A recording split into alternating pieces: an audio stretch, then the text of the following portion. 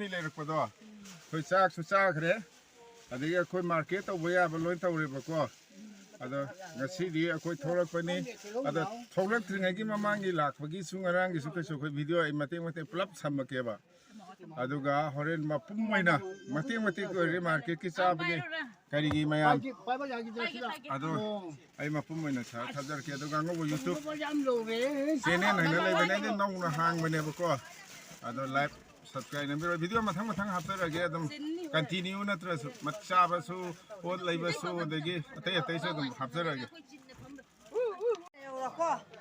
sesonda like subscribe to royo like subscribe ai khoi ya nu pa ngau bagi khoi nongai na le hore khut chok na re yare ya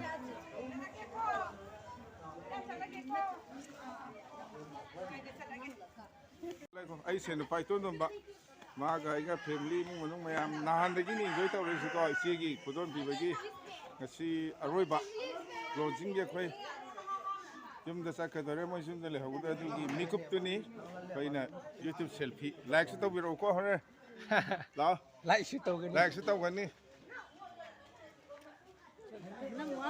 ai di ango ba hai ko youtube thang ango youtube Nang phone number piro I2590 82590 81 207 Mindi Angoba YouTube channel la ni YouTube ai Angoba ko ai sen pa ni simayam si yam gre koi kainaram dai ni ko koi gai da ka da butawre ai video se mate ngak ne mapum se mar plap thar ka doi ni ai di YouTube ni ko hai ro sak puk than sare haure ngasi ni han sare amuka mathang koi imung manung ngak ni se koi loi bagi sak saba loi bagi khut song na re mathang gi amuk ama su lei ri chalaga ni khoi sak saba loi re mayam sak saba loi re khoi gari de ka ga dawre video se dum punna ne mate ha pa na gift of su kai su lo yauraga market of mate dum la ha pa 가자 미 굽나 핫바 가라 미 핫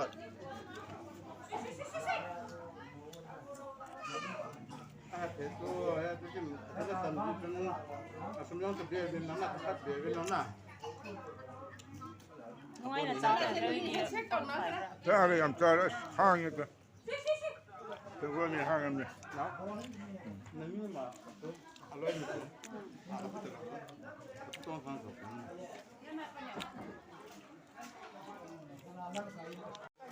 Rồi đi. Quay sát tôi đấy. Sao bây giờ lôi đấy, sao là ní? Cà phê, meri sao rồi? Meri sao rồi, lôi rồi. Ở đây sắm cái này. Mà thêm rồi, hấp mà pum mình ngang đi. Ha. YouTube tới lạc này. Bây giờ khát đi. Har khát ai nè thà khát lâu.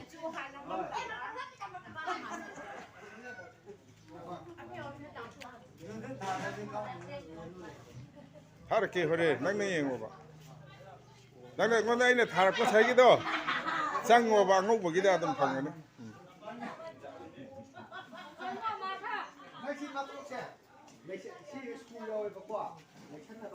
Chalo ni. Wah hai ro ne khara phare no ai hai ro ne. Maya me kui thabak sile ra yum yodri phau phau san biduna ana ye yaudana am harau taram daluina na yum yobe aina babo Đây.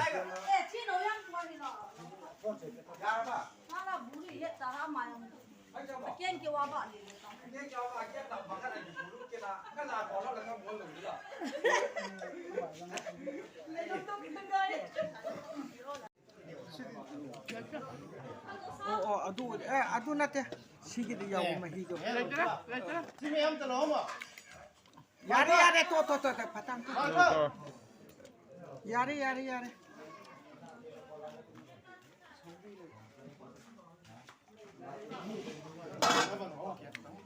Anh ra là hậu đấy. Mà cũng một chai.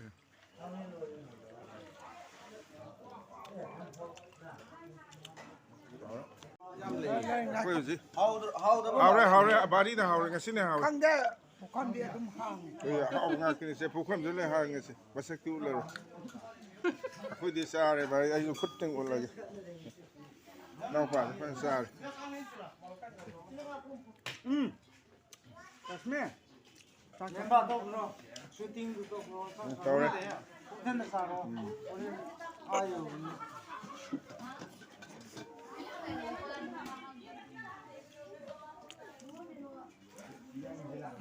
Dạ. Đấy rồi.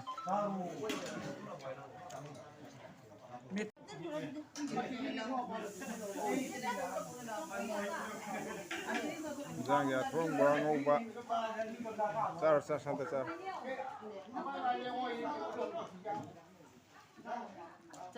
Sa rồi sa rồi dan. Sa bagi na chen thak ke tan.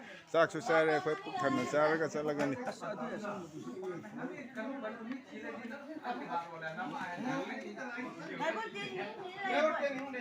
Sa ba ma te ma sa re. Sa ho ba. Ho. Kapti si na pa. Khoi halam dai gi sak sa ri ko.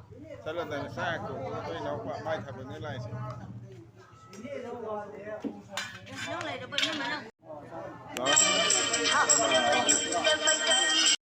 Nga cái lề đấy thì nga sân im lề đấy có, à từ cái sân đầm cái gì nữa, ấy làm lòng tiếp, à từ cái cây nồi nín mà lâu rồi, cái gì, riết thôi,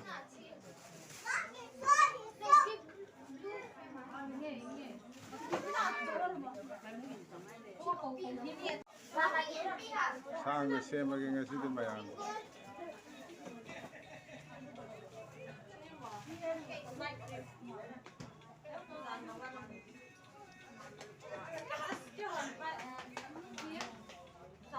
Mana putera ba ai je lokal.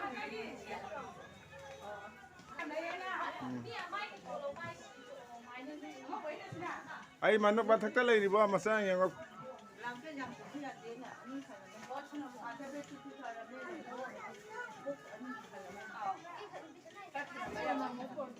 Ai giúp biết cái nó polang anh yêu bên này cái nó cả.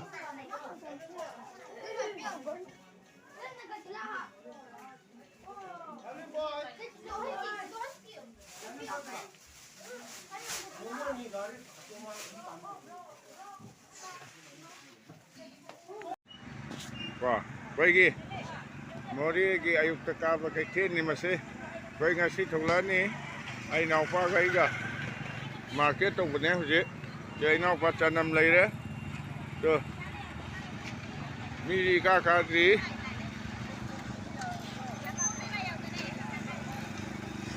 Ayuk ki kay tin ni. Apa thom nai gi pot khada lai ba tong bne. Anga ma dai ga ga ya pa ga yawi la poi.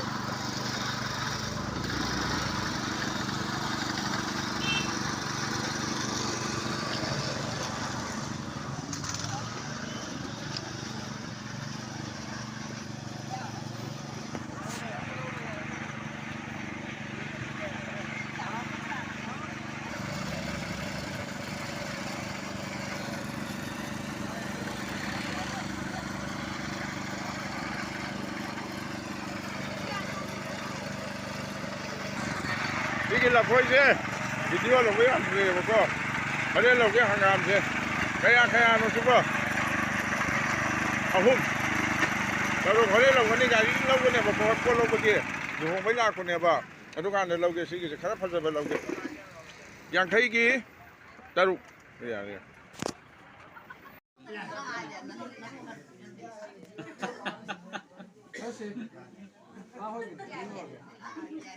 Nè, lao hình như một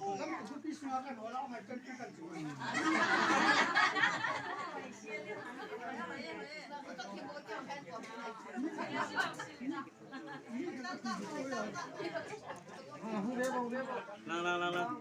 One, two.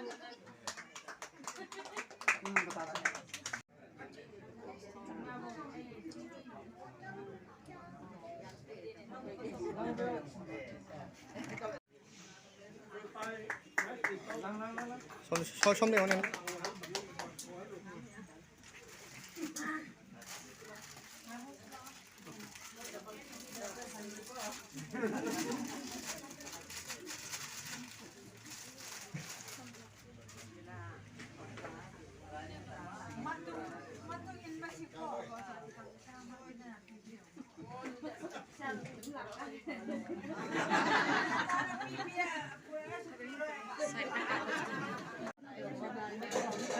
Aku laure tu, lepas sama ngani sih. Dengan selaure.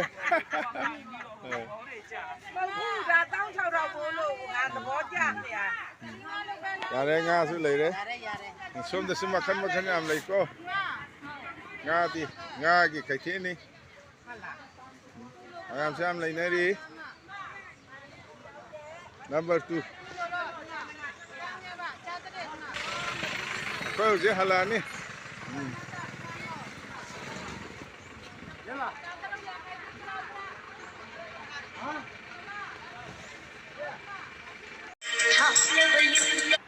Ai nga on gre. Loksak. Ai zik si Brahmani ko. Brahmagi nga. Si ajam lei re makan asaupa. Ai chani gi olo.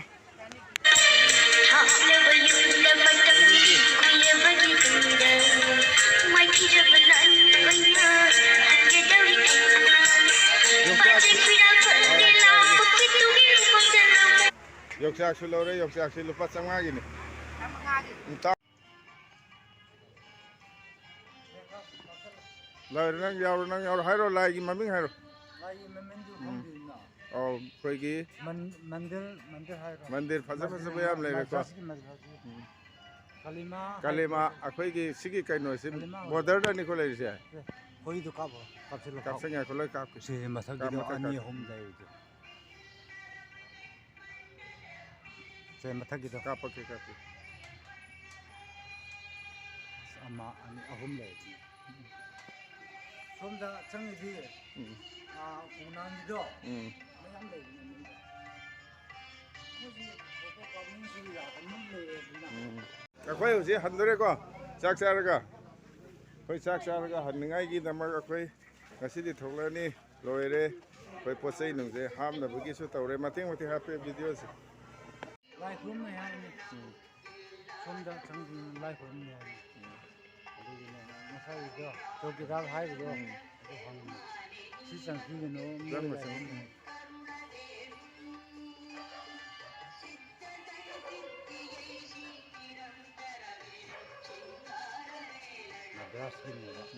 Cái sao bên này, rồi mà nó chỉ được có, kalima hai bữa đó kalima lai đó, Iswar hai tại Iswar này kalima hai, cái sao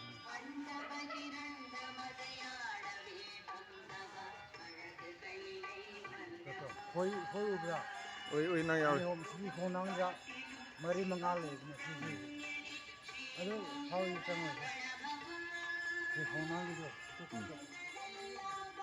Luôn tàu ra makan.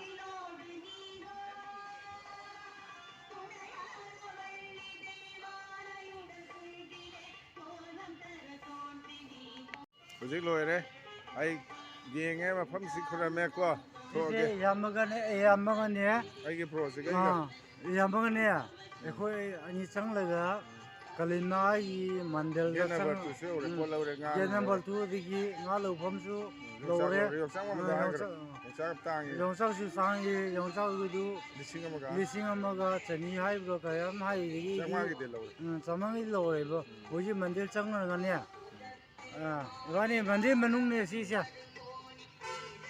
kamra Sume. Sidang selfie laure sa ko ni ge. wani Sakol lo yauri. Sida sakoli pam de karam batau sige. somda Sigde la. Sida la. ai ko hairo. ai min se lalboy ne ba lalboy thang lau ne ba khai di achau ba imung sida som ki hingboy ge manang nupa wo su khai ya achau ba ne sakai de ko Kage so bane gi inau nu pa gi mayam gi inau nu pi gi khwai chau bane chen ding boina. Iban ning mai gai deng sidi more number 2 sale yu ke khwai chak chak ko doi ni ko. cha Thok thing ma ma gi video. sa gi to ne sa gi to ri jang gi hau bo thok ni ko. Khwai si YouTube blog si like to view subscribe to view ko. Hai ro nang si like subscribe ko. sa ke to ni live yi sa to gan ta am ne ai to ye Rồi được chưa? Rồi được qua.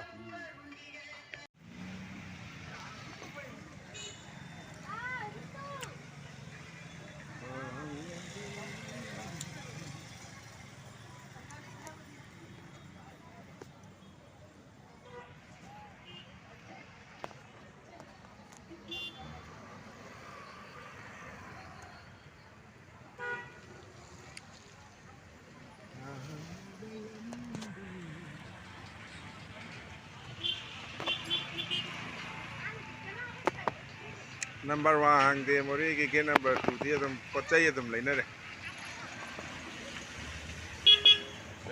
Wisatha More bazaar kamna sathai ni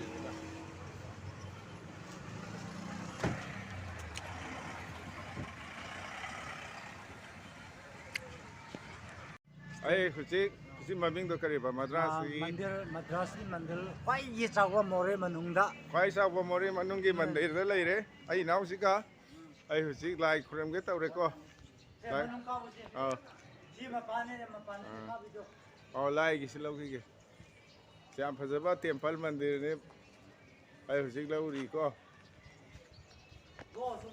la ke ko lai sing se lau ge ba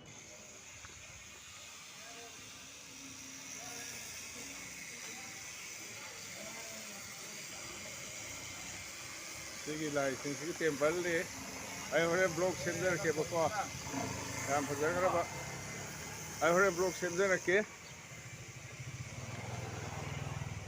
koi ngasi halaga ni han ba budi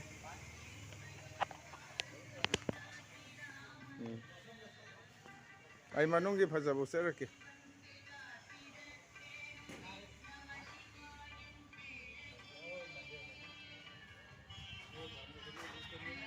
Fajar hapsara ke sandal Sigi temple se Madrasi Madrasi ki temple More Madras temple kwai ye chawa Kwai chawa More Madras temple la man haine kwai chawa lai sang do adu sinai lam na zoom tau ko ni ko naksala ga di yokcha ga pambi phajabam su yaure yawi sida katang yonsa pambi le na to silai yokcha ni se nakan le se temple ne yum to ur ga ka pe singe loire ka hu gai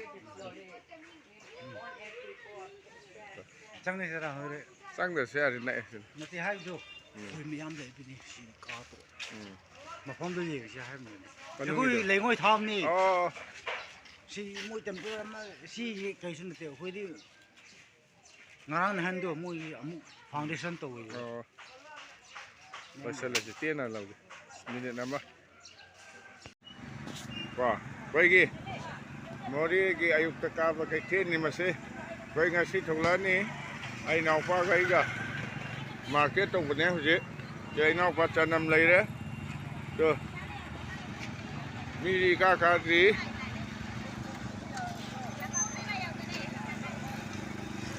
ayuk ki kai ten ni apa thom nai gi pot khara lai ba tong bne anga ma dai ga ja ya ba ga yawi la poi